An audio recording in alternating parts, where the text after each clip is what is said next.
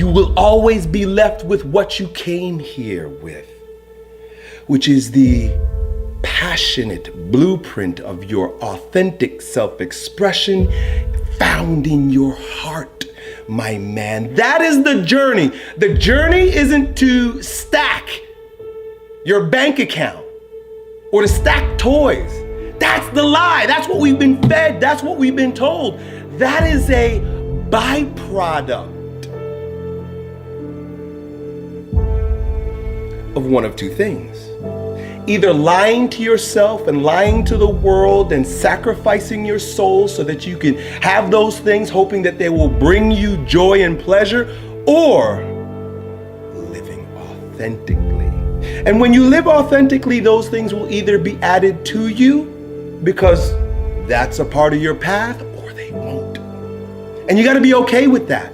Because if you're focused on the outcome rather than the journey, rather than the art, rather than the self-expression, the poetry, the authoring of your own life, being the authority of your own life.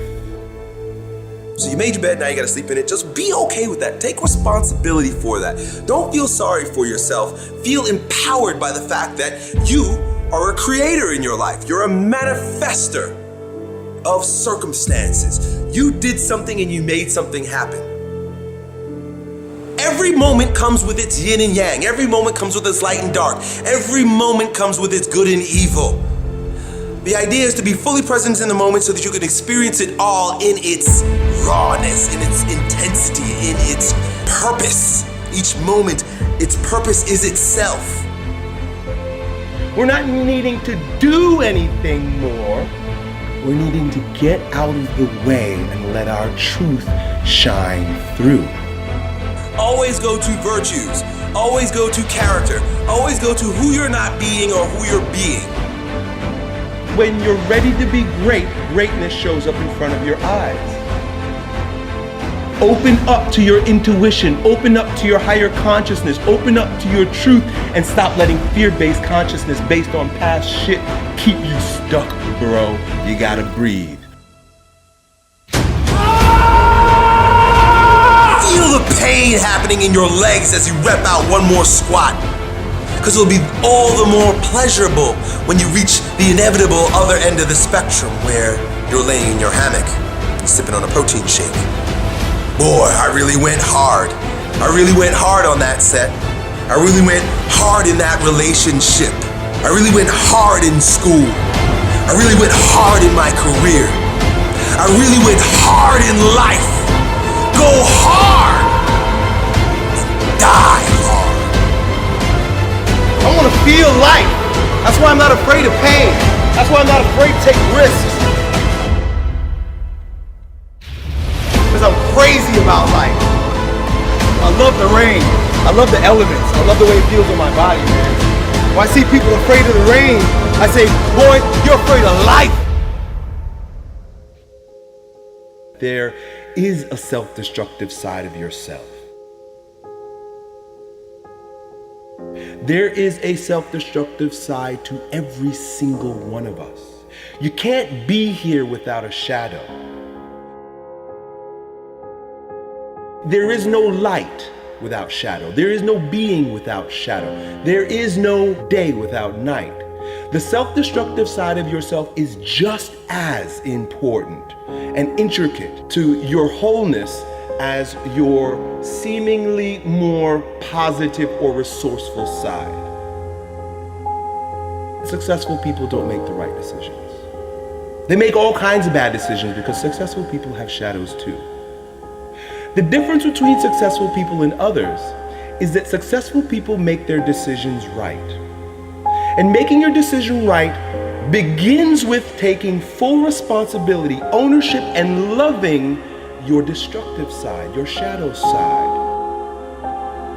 Making the right decision isn't about fixing yourself or remedying the problem. It is about self-acceptance first.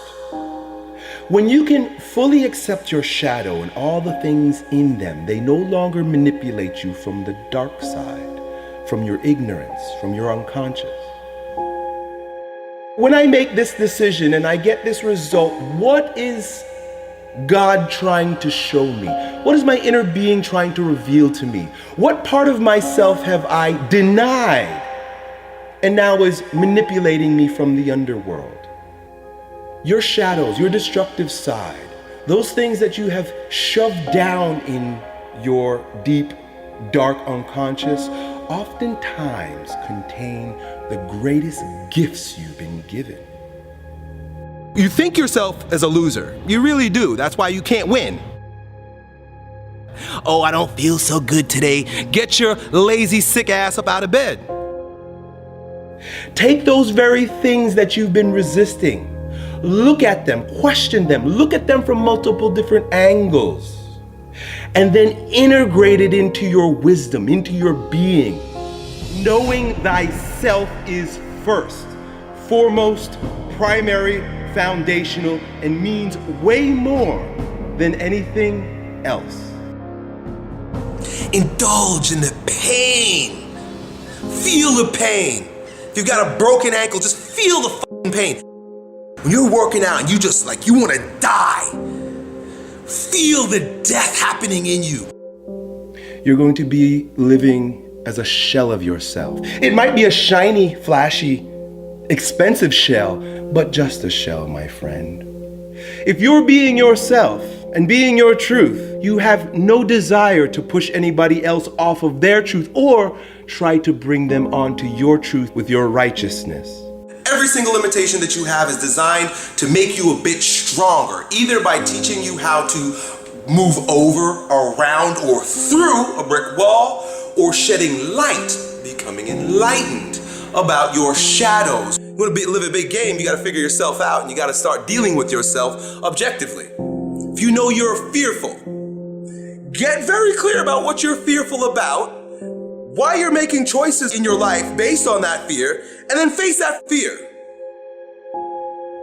It is never our job to get anyone else to believe in, trust, or accept our stance.